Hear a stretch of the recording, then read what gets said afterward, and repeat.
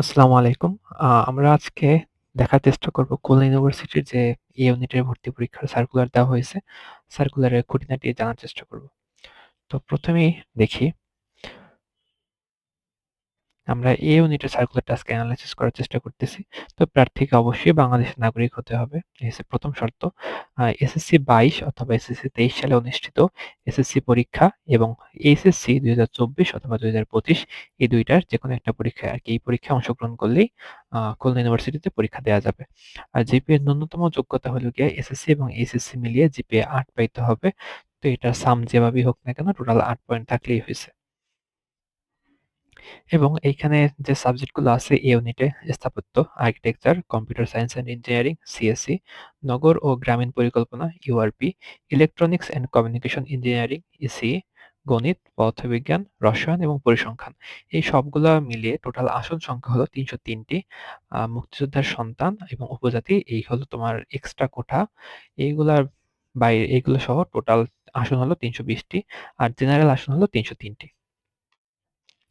তো এখন পরীক্ষার বিষয়সমূহ এমসিকিউর ক্ষেত্রে থাকবে গণিত, পদার্থবিজ্ঞান, রসায়ন, ইংরেজি এবং আইসিটি।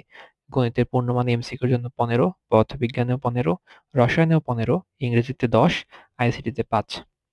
এমসিকিউ পরীক্ষা হবে সকাল ১০টা থেকে ১০টা ৪৫ মিনিট পর্যন্ত এবং লিখিত পরীক্ষায় গণিতের জন্য থাকবে ১০ নাম্বার, পদার্থবিজ্ঞানে ১০ নাম্বার, রসায়নে ১০ নাম্বার, ইংরেজিতে ৫ নাম্বার এবং আইসিটিতে ৫ নাম্বার।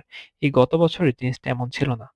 গত বছর তোমার গণিতে ছিল ৫ নাম্বার, পদার্থবিজ্ঞানেও ছিল ৫, রসায়নেও ছিল ৫, ইংরেজিতে ছিল ১০ এবং আইসিটিতে ছিল ১৫। তো এই জিনিসটা অনেক সারপ্রাইজিং ছিল। আগে থেকে তারা যে বলে নাই কিভাবে মার্কিং করবে। তো এক্সাম হলে দেখা গেছিল এটা। তো এটা এবছর ভালো হইছে যে আগে থেকেই বলে দিছে। তারপরে যারা দিবে আর্কিটেকচারের জন্য পরীক্ষা দিবে তাদের ৫০ নাম্বারের একটা মুক্তহস্ত অঙ্কন থাকবে যেটা হবে সকাল ১১টা ৪০ থেকে দুপুর ১২টা ৪০ পর্যন্ত। আর এমসিকিউর পর্বে রিটেন শুরু হবে। প্রথমে এমসিকিউ তারপরে রিটেন। রিটেনের জন্য সময় ৪৫ মিনিট।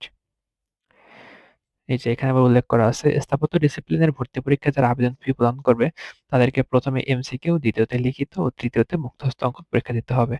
গণিত, পদার্থবিজ্ঞান, রসায়ন, আইসিটি ও ইংরেজি বিষয়ের ক্ষেত্রে ২৫ সালের এইচএসসি পরীক্ষার পাঠ্যসূচি অনুযায়ী ভর্তি পরীক্ষা অনুষ্ঠিত হবে।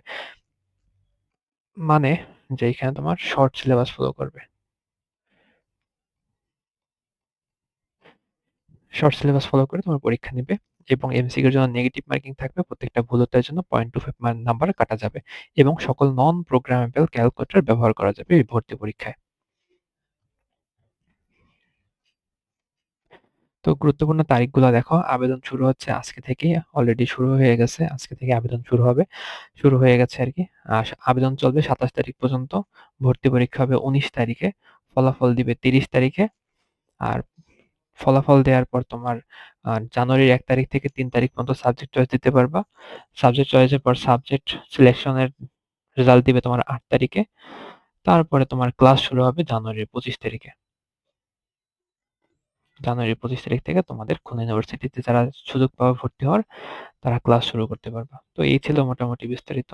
আর আবেদন ফি হলো তোমার ৳১৩০০। এখানে হয়তো উল্লেখ করা নাই কিন্তু আমি জানি যে আবেদন ফি হলো গিয়ে তোমার ৳১৩০০। ঠিক আছে? এই পর্যন্তই আজকে।